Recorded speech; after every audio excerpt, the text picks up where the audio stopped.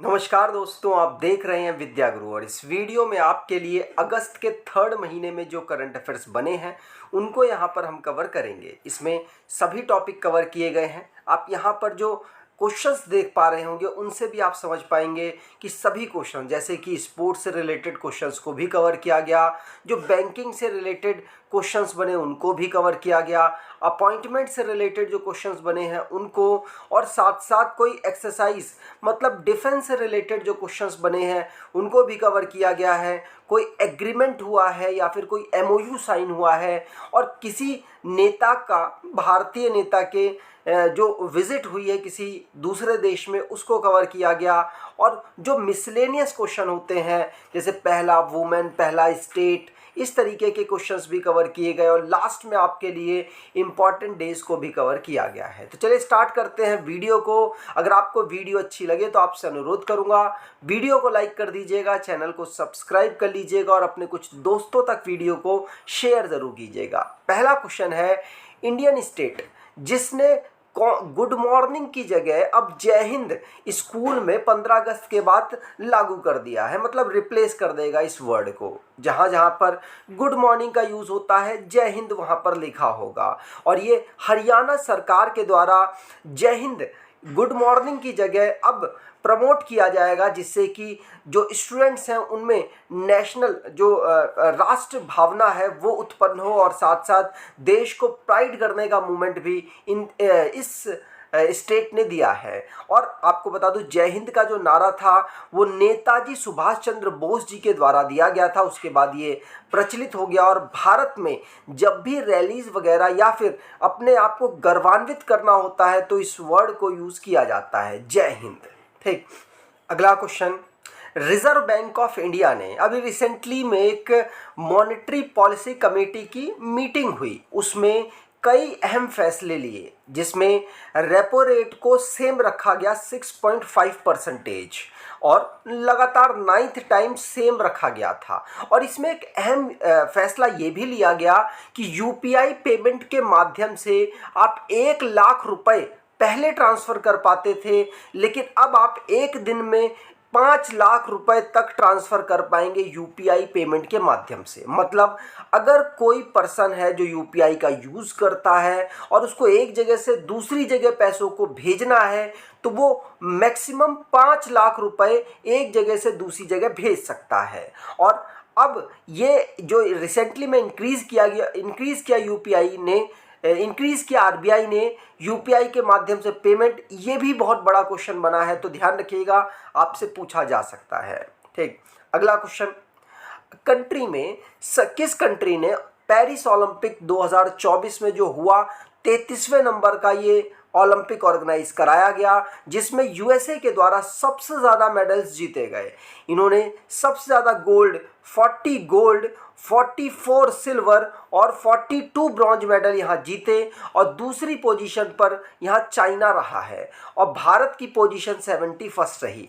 इस पूरे टेबल से आप पहचान सकते हैं यूनाइटेड स्टेट पहली पोजीशन पर, टोटल 126 मेडल्स इनको प्राप्त हुए हैं। दूसरे पर चाइना रहा, तीसरे पर जापान रहा, चौथे पर ऑस्ट्रेलिया और 71th प्लेस पर भारत रहा है, टोटल 6 मेडल्स के साथ। 6 मेडल में 1 सिल्वर और 5 ब्रॉन्ज मेडल यहाँ पर शामिल हैं। कौन कौन से मेडल्स किस किस खिलाड़ी ने जीते भारत में?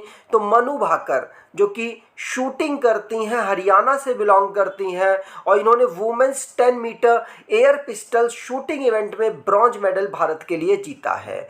दूसरा, मनु भाकर और सरबजोत सिंह, इन्होंने भी mix team 10 metre air pistol shooting event में ब्रॉन्ज मेडल जीता और इसी के साथ मनु भाकर पहली भारतीय बन गई हैं, आज़ाद भारत की पहली भारतीय बन गई हैं जिन्होंने एक ही ओलंपिक में 2 मेडल्स जीते हैं। इससे पहले अगर पूरे ओलंपिक के इतिहास में बात करें तो 1900 में पेरिस ओलंपिक हुआ था, उसमें नॉर्मन पिचर्ड ये भारत की तरफ से पार्टिसिपेट कर रहे थे और इन्होंने भी 2 मेडल्स जीते थे। ये भारत के रनर थे और यहाँ पर ये एंग्लो इंडियन भी थे। तो ध्यान रखिएगा, उसके बाद आज तक ऐसा हुआ नहीं। वो मनु भाकर ने एक ही ओलंपिक में 2 मेडल जीतने का रिकॉर्ड यहाँ पर बना दिया है। और स्वप्निल कुशाले ये 50 मीटर राइफल 3 पोजीशन मेंस की इवेंट में, शूटिंग इवेंट में ब्रॉन्ज मेडल इन्होंने जीता। ये महाराष्ट्र से बिलोंग करते हैं। और मनु भाकर और सरबजोत सिंह भी हरियाणा से बिलोंग करते हैं, दोनों हरियाणा से बिलोंग करते हैं। टीम इंडिया, जो हॉकी की टीम इंडिया है, उसने भी ब्रॉन्ज मेडल यहाँ जीता स्पेन को हराकर। और यहाँ पर नीदरलैंड और जर्मनी यहाँ पर गोल्ड और सिल्वर के साथ इस पूरी तालिका को ख़त्म किया था। नीरज चोपड़ा ने सिल्वर मेडल जीता है और नीरज चोपड़ा भी हरियाणा से बिलोंग करते हैं। इन्होंने जेवलिन थ्रो में यहाँ सिल्वर मेडल जीता। टोक्यो ओलंपिक में भी इन्होंने मेडल जीता था भारत के लिए, गोल्ड। और ये 2 अलग अलग मेडल्स 2 ओलंपिक में जीतने वाले तीसरे प्लेयर बन गए। इनसे पहले सुशील कुमार और पीवी सिंधु के द्वारा 2 मेडल्स अलग अलग ओलंपिक में जीते गए थे और नीरज चोपड़ा ने भी ये रिकॉर्ड बना दिया। अमन सहरावत ये मेंस फ्री स्टाइल 57 किलोग्राम की रेसलिंग में इन्होंने ब्रॉन्ज मेडल जीता और ये भी हरियाणा से बिलोंग करते हैं। तो स्वप्निल कुशाले बिलोंग करते हैं महाराष्ट्र से, बाकी जो प्लेयर्स हरियाणा से बिलोंग करते हैं। टीम इंडिया की तो अलग बात है, वहाँ पे पूरे देश के प्लेयर्स खेलते हैं। तो इस प्रकार से मेडल तालिका भारत की रही है पेरिस ओलंपिक में। अगला क्वेश्चन, इंडियन फ्लैग बेरर जो क्लोजिंग सेरेमनी है उसमें कौन कौन रहे? तो देखिए, ओपनिंग सेरेमनी में रहे थे पीवी सिंधु और उनके साथ table tennis player Sharath Kamal रहे थे। लेकिन अगर क्लोजिंग सेरेमनी की बात करें तो मनु भाकर जिन्होंने 2 मेडल्स जीते वो, और साथ साथ भारत के जो हॉकी टीम के गोलकीपर है PR सरजेस, ये भी फ्लैग बेरर के रूप में क्लोजिंग सेरेमनी में शामिल हुए। PR सरजेस अब इन्होंने रिटायरमेंट की घोषणा कर दी है। हॉकी के गोलकीपर के रूप में इन्होंने बहुत लंबी सेवा दी है, उसके बाद अब ये इस टूर्नामेंट के बाद रिटायर हो चुके हैं। ठीक, यहाँ पर दोनों को आप देख पाएंगे, मनु भाकर और PR सरजेस। अगला क्वेश्चन, किस राज्य सरकार ने यहाँ लड़कियों को सैनिटरी नैपकिन्स खरीदने के लिए पैसे देने का अनाउंसमेंट किया है और ऐसा करने वाला ये पहला राज्य बन चुका है? तो मध्य प्रदेश सरकार पहला स्टेट बना जिसने जो 7th क्लास से 12th क्लास की जो बच्चियां हैं उनको 300 रुपये एनुअली देगा, जिससे कि वो सैनिटरी नैपकिन्स खरीद पाएँ। इससे पहले इन्होंने एक और स्कीम लॉन्च की थी जिसका नाम उदिता था। उदिता के अंतर्गत ये 45 साल तक की जो बच्चियां या महिलाएं होती थीं उनको 6 सैनिटरी पैड्स हर मंथ प्रोवाइड कराता है फ्री। तो इस प्रकार से एक उदिता प्रोग्राम है जो सैनिटरी नैपकिन्स प्रोवाइड कराता है, और साथ साथ यहाँ पर एक सैनिटरी नैपकिन प्रोवाइड कराने वाला राज्य ये भी बन गया जो स्कूल्स की जो बच्चियाँ हैं 7वीं से 12वीं तक की, उनको 300 रुपये प्रोवाइड कराएगा जिससे कि वो सैनिटरी नैपकिन्स खरीद सकें। मध्य प्रदेश राज्य है ये। अगला क्वेश्चन, बिग क्रिकेट लीग जिसने रिसेंटली में प्रसार भारती के साथ MOU साइन किया है, जिससे कि जो बिग क्रिकेट लीग के जो मैचेस होंगे उनको प्रसार भारती अब टेलीकास्ट कर सकता है। तो बिग क्रिकेट लीग ऑर्गेनाइज कहाँ होगा? लखनऊ में सितंबर के महीने इसको ऑर्गेनाइज कराया जाएगा और इसको प्रसारित करेगा प्रसार भारती। अगला क्वेश्चन, इंडियन रेलवे ने अभी रिसेंटली में national capital regional transport corporation के साथ MOU साइन किया है, जिससे कि जो इंडियन टिकट का one India one ticket initiative है उसको लागू किया जा सके, जिससे एक ही प्रकार की टिकटें हर रेलवे के सिस्टम में प्रोवाइड हो पाएँ। इसके लिए इंडियन रेलवे ने अभी NCRTC के साथ यहाँ पर साइन अप किया।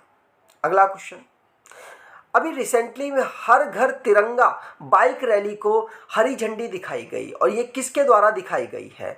भारत मंडपम जो कि दिल्ली में अवेलेबल है, वहाँ से बाइक रैली को हरी झंडी दिखाई गई और ये हरी झंडी वाइस प्रेसिडेंट जगदीप धनखड़ के द्वारा दिखाई गई है। याद रखिएगा, इनके साथ जो पार्लियामेंट्री अफेयर मिनिस्टर किरण रिजिजू और कल्चर मिनिस्टर गजेंद्र सिंह शेखावत भी अवेलेबल थे। और इस रैली का समापन जो मेजर ध्यानचंद नेशनल स्टेडियम है वहाँ पर होगा। वैसे आपसे पूछना चाहूँगा एक क्वेश्चन कि जो मेजर ध्यानचंद नेशनल स्टेडियम है ये किस राज्य प्लस किस राज्य के किस जिले में अवेलेबल है? कमेंट बॉक्स में ज़रूर बताइएगा। अगला क्वेश्चन, किस स्टेट ने पहला global overseas women's kabaddi league organise करेगा? तो ये हरियाणा है जो कि पहला ग्लोबल वुमेन्स कबड्डी लीग को ऑर्गेनाइज करेगा 2024 सितंबर में। और इसमें 15 कंट्रियों की टीम या उससे ज़्यादा भी टीमें पार्टिसिपेट कर सकती हैं। कबड्डी को भारत में प्रोत्साहित करने के लिए पहली बार global overseas women's kabaddi league organise की जा रही है। अगला क्वेश्चन, संदीप पौंड्रिक इन्होंने सेक्रेटरी के रूप में अभी मिनिस्ट्री ऑफ स्टील में पदभार अपना संभाला है। तो अब सेक्रेटरी जो बने हैं अलग अलग मिनिस्ट्रीज़ में, उनकी बात कर लेते हैं। तो संदीप पौंड्रिक ये सेक्रेटरी बने हैं मिनिस्ट्री ऑफ स्टील में। अगला, अभी रिसेंटली में कैबिनेट सेक्रेटरी भारत के कौन बने? तो कैबिनेट सेक्रेटरी बने हैं टीवी सोमनाथन और इन्होंने राजीव गौबा की जगह ली है। राजीव गौबा अभी तक के सबसे लंबे कार्यकाल में कैबिनेट सेक्रेटरी बने थे, तो राजीव गौबा की जगह टीवी सोमनाथन अब अपॉइंट हुए हैं। अगला, होम सेक्रेटरी के रूप में किसने पदभार संभाला? तो गोविंद मोहन के द्वारा होम सेक्रेटरी के रूप में पदभार संभाला गया। अजय कुमार भल्ला की जगह इन्होंने ली है। अगला, विनय मोहन क्वात्रा इन्होंने किस देश में भारत के एम्बेसडर के रूप में अपना कार्यभार संभाला है? तो विनय मोहन क्वात्रा जिन्होंने अभी रिसेंटली में यूनाइटेड स्टेट में भारत के एम्बेसडर के रूप में कार्यभार संभाला और इन्होंने किसकी जगह ली है? तो तरनजीत सिंह संधू की जगह इन्होंने ली है। अगला, नए एम्बेसडर इंडिया के यूनाइटेड नेशन में कौन बने हैं? अभी रिसेंटली में रुचिरा कंबोज जून के महीने में रिटायर हो गई थी और ये पहली वुमेन एम्बेसडर बनी थी यूनाइटेड नेशन में। और उनके रिटायरमेंट के बाद अब पर्वता नेनी हरीश पी हरीश को अपॉइंट किया गया है नए एम्बेसडर यूनाइटेड नेशन में। ठीक, अगला क्वेश्चन, नए डायरेक्टर एनफोर्समेंट डायरेक्टरेट में कौन अपॉइंट हुए हैं? मतलब ईडी में नए डायरेक्टर के रूप में किसे अपॉइंट किया गया? तो राहुल नवीन को नए डायरेक्टर के रूप में एनफोर्समेंट डायरेक्टरेट में नियुक्त किया गया है। इनका कार्यकाल 2 साल का होगा, उसके बाद सरकार के ऊपर डिपेंड करता है इनका कार्यकाल कितना रखना है। अगला क्वेश्चन, कीर्ति चक्र रिसेंटली में जो जम्मू कश्मीर में एंटी टेरर ऑपरेशन के लिए दिया गया वो मनप्रीत सिंह और साथ साथ डीएसपी वहाँ के हिमायून मुजम्मिल भट्ट को दिया गया था। तो कीर्ति चक्र कर्नल मनप्रीत सिंह और हिमायून मुजम्मिल भट्ट को मिला है इनकी ब्रेवरी को प्रदर्शित करने के लिए। अगर बात करें आपसे वॉर टाइम के समय पर हाईएस्ट ऑनर कौन सा होता है? तो परमवीर चक्र, उसके बाद दूसरे नंबर पर महावीर चक्र और फिर वीर चक्र होता है। लेकिन अगर शांति के क्षेत्र में शांति के समय पर बात करें सबसे हाईएस्ट ऑनर कौन सा होता है? तो अशोक चक्र, कीर्ति चक्र जो कि अभी रिसेंटली में दिया गया और शौर्य चक्र तीसरे नंबर पर आता है। ठीक, अगला क्वेश्चन, नई रामसर साइट्स अभी रिसेंटली में डिक्लेयर की गई और इसकी अनाउंसमेंट भूपेंद्र यादव जी के द्वारा रिसेंटली में की गई है। अब भारत में टोटल 85 रामसर साइट्स हो चुकी हैं। 3 नई रामसर साइट्स अभी अनाउंस की गई, इनमें 2 तमिलनाडु की और 1 मध्य प्रदेश की शामिल है। तमिलनाडु की नजारियन बर्ड सेंचुरी और काजुवेली बर्ड सेंचुरी शामिल हुई है। दूसरी तवा रिजर्वायर, ये मध्य प्रदेश की एक नई रामसर साइट यहाँ पर अनाउंस हुई। टोटल 85 रामसर साइट्स भारत की अब हो चुकी हैं। अगला क्वेश्चन, अभी रिसेंटली में Indian junior men's hockey team के नए हेड कोच कौन नियुक्त हुए हैं? तो ये पीआर सरजेस को नियुक्त किया गया है। ये भारतीय टीम के गोलकीपर हैं। अभी रिसेंटली में इन्होंने रिटायरमेंट की घोषणा की और पेरिस ओलंपिक में ये ब्रॉन्ज मेडल जीतने वाली टीम के हिस्से थे और अब इनको इंडिया के जूनियर मेंस हॉकी टीम के कोच के रूप में, हेड कोच के रूप में अपॉइंट कर दिया गया। ये है पीआर सरजेस। अगला क्वेश्चन, प्रमोद भगत जो कि पैरा एथलीट हैं भारत के और ये बैडमिंटन खेलते हैं और बैडमिंटन वर्ल्ड फेडरेशन के द्वारा इनको सस्पेंड कर दिया गया है, जिसकी वजह से जो पेरिस ओलंपिक हुआ है उसके तुरंत बाद पैरालंपिक भी होगा, तो पैरालंपिक में ये भाग नहीं ले पाएंगे। इनको सस्पेंड करने का कारण ये था कि ये डोपिंग रूल को फॉलो नहीं कर पाए, जिसकी वजह से इनको बैडमिंटन वर्ल्ड फेडरेशन के द्वारा सस्पेंड किया गया। इंपॉर्टेंट प्लेयर इसलिए है क्योंकि टोक्यो ओलंपिक जो हुआ था उसमें इन्होंने भारत को गोल्ड मेडल दिलवाया था। अगला क्वेश्चन, नए bowling coach Indian men's cricket team के कौन नियुक्त हुए? तो हेड कोच तो गौतम गंभीर नियुक्त हुए हैं, लेकिन बॉलिंग कोच नियुक्त हुए हैं मॉर्नी मॉर्कल और ये साउथ अफ्रीका के फॉर्मर फास्ट बॉलर थे और अब इनको भारतीय टीम का नया बॉलिंग कोच नियुक्त किया गया है और गौतम गंभीर के असिस्टेंट कोच के रूप में अभिषेक नायर और रियान टेन टोस्चाटे को नियुक्त किया गया। ध्यान रखिएगा। अगला क्वेश्चन, डीआरडीओ के द्वारा रिसेंटली में लॉन्ग रेंज ग्लाइड बॉम्ब को अभी रिसेंटली में टेस्ट किया गया और सक्सेसफुली टेस्ट किया गया। इसको इंडियन एयरफोर्स सुकोई 30 के माध्यम से, सुकोई 30 MK1 के माध्यम से टेस्ट किया गया और इस लॉन्ग रेंज ग्लाइड बॉम्ब का नाम गौरव रखा गया है, जो कि 1000 kilogram glass glide bomb capability अपने पास रखता है और साथ साथ लॉन्ग रेंज काफ़ी दूर तक इसको मार किया जा सकता है। उड़ीसा के कोस्ट में इसका टेस्ट किया गया। उसके बाद डीआरडीओ की बात करें तो डीआरडीओ को 1958 में फाउंड किया गया। नई दिल्ली में इसका हेडक्वार्टर है। समीर वी कामत चेयरमैन और मिनिस्ट्री ऑफ डिफेंस के अंतर्गत ये आती है। इसके मोटो है strength origin in the science. अगला क्वेश्चन, अभी रिसेंटली में एक बाइलेटरल एयर एक्सरसाइज भारत की इंडियन एयरफोर्स ने किया है जिसका नाम उदार शक्ति 2024 है और ये एक्सरसाइज मलेशिया की रॉयल मलेशियन एयरफोर्स के साथ मिलकर ऑर्गेनाइज हुई है, जिसमें दोनों तरफ के जो इम्पोर्टेंट फाइटर जेट्स हैं उन्होंने पार्टिसिपेट किया। जैसे सुकोई 30 जो कि रशिया के द्वारा परचेज किया गया भारत का ये फाइटर प्लेन है, इसने पार्टिसिपेट किया और हिंदुस्तान एरोनॉटिक्स लिमिटेड के द्वारा Su-30 MK1 वेरिएंट को भी यहाँ पर यूज़ में लाया गया और भी बहुत सारे जो एयरक्राफ्ट्स हैं इन्होंने पार्टिसिपेट किया है।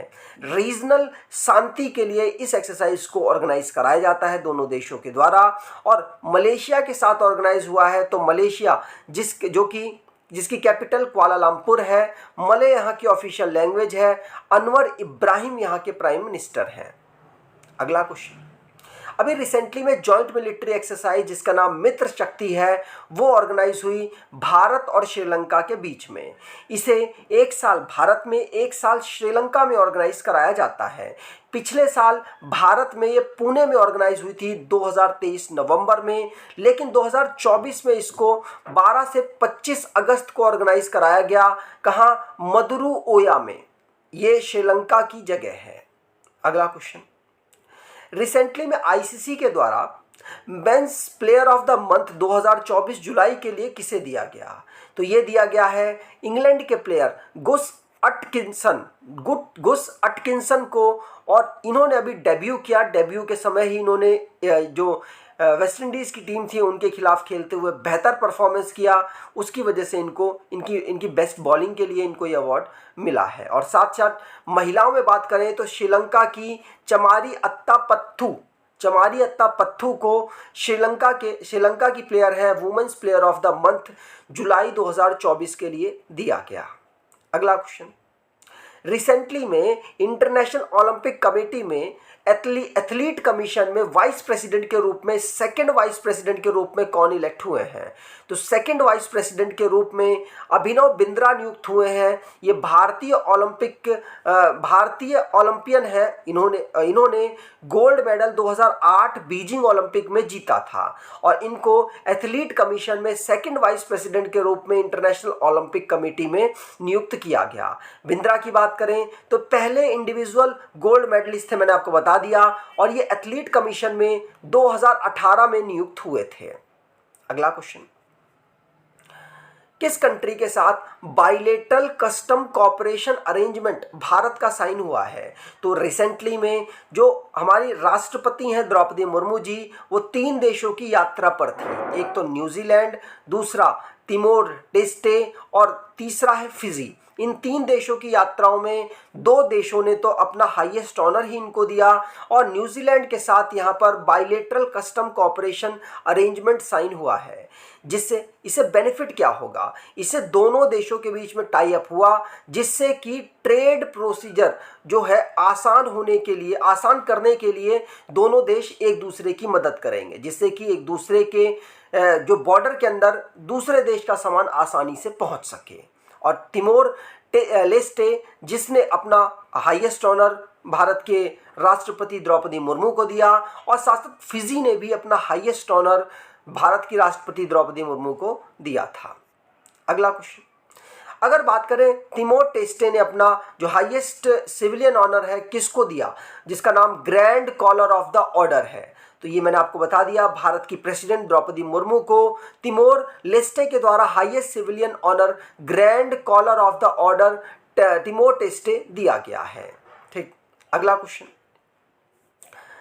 रिसेंटली में इंडिया ने second nuclear powered ballistic missile submarine को अभी कमीशन किया है और इसका नाम क्या है? तो Arighaat, INS Arighaat second nuclear powered ballistic missile submarine है, जिसको अभी रिसेंटली में कमीशन किया गया। लेकिन इससे पहला कौन था? तो पहला था INS अरिहंत, जो कि 2016 में इंडियन नेवी में इंक्लूड किया गया था, कमीशन किया गया था। अब INS अरिघात को यहाँ पर कमीशन किया गया है। ठीक, अगला क्वेश्चन, भारत ने रिसेंटली में UPI सर्विस कहां पर शुरू करने के लिए एग्रीमेंट साइन किया है? तो मालदीव के साथ भारत के जो फॉरेन मिनिस्टर हैं एस जयशंकर, वो गए थे मालदीव की यात्रा में, और मालदीव की यात्रा में ही उन्होंने एग्रीमेंट साइन किया कि हम UPI की जो सर्विस है वो मालदीव में शुरू करेंगे। इससे बेनिफिट क्या होगा? इससे UPI के माध्यम से जो पेमेंट है और बढ़ेगी, क्योंकि मालदीव कई सारे भारतीय जाते हैं अपनी छुट्टियां बिताने के लिए।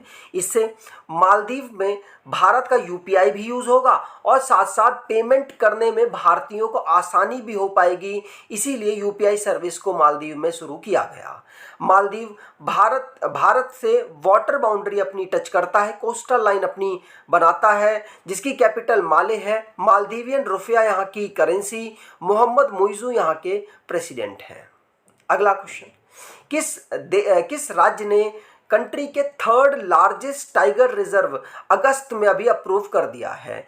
तो छत्तीसगढ़ राज्य ने नया टाइगर रिजर्व अभी अप्रूव किया, जो कंट्री का 3रा लार्जेस्ट टाइगर रिजर्व होगा। ये गुरु घासीदास और तमोर पिंगला टाइगर रिजर्व के कुछ जमीन को लेकर यहाँ पर डेवलप किया जाएगा। ये इको फ्रेंडली बनाया जाएगा, साथ साथ जो वहाँ पर एनिमल्स रहेंगे उनको और बेहतर तरीके से कंजर्व करने के लिए सारे सिस्टम को प्रोवाइड कराया जाएगा। साथ साथ टाइगर्स को कंजर्व करने का भी यहाँ पर काम किया जाएगा। नेशनल प्रोजेक्ट टाइगर, जो टाइगर को कंजर्व करने के लिए काम करता है ये प्रोजेक्ट, उसमें भी भारत में टाइगर के नंबर्स को बढ़ोतरी मिलेगी, क्योंकि ये 3rd लार्जेस्ट टाइगर रिजर्व बनने वाला है।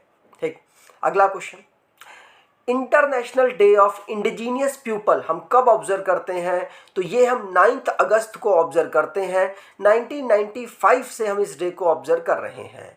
इसकी theme protecting the rights of indigenous people in voluntary isolation and initial contact रखी गई है। ठीक, अगला क्वेश्चन, वर्ल्ड एलिफेंट डे हम कब ऑब्जर्व करते हैं? तो वर्ल्ड एलिफेंट डे हम 12 अगस्त को ऑब्जर्व करते हैं।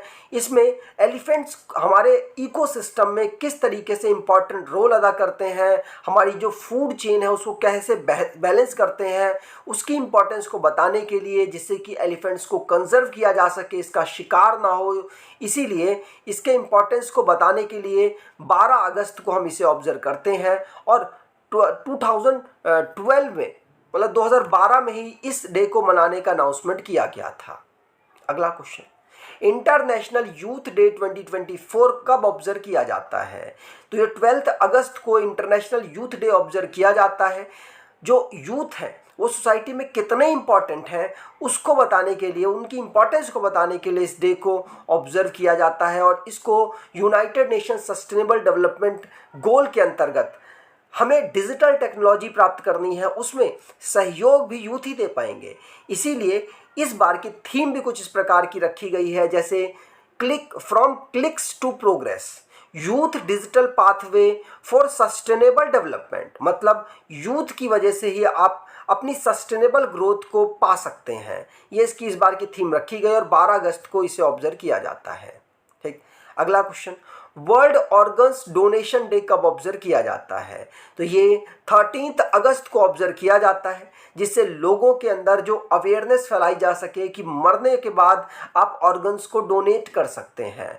और इसकी theme be the reason for someone smile today ये रखी गई है। और ये क्यों मनाया जाता है? क्योंकि जो डोनर है और साथ साथ जो एक्सेप्टर है ऑर्गन्स के, उनके बीच में बहुत बड़ी खाई है। अगर मान लीजिए 1 लाख डोनर, 1 लाख रिसीवर हैं, किसी ऑर्गन को चाहते हैं, तो बहुत कम, लगभग आप हज़ारों में कह सकते हैं, 1000 या उससे भी कम लोग हैं जो कि अपने अंग को डोनेट करना चाहते हैं। इसीलिए इनके बीच में जो खाई है उसको नापने के लिए, उसको पाटने के लिए यहाँ पर 13 अगस्त को वर्ल्ड डोनर डे ऑब्जर्व किया जाता है, जिससे लोगों के बीच अवेयरनेस फैलाई जा सके।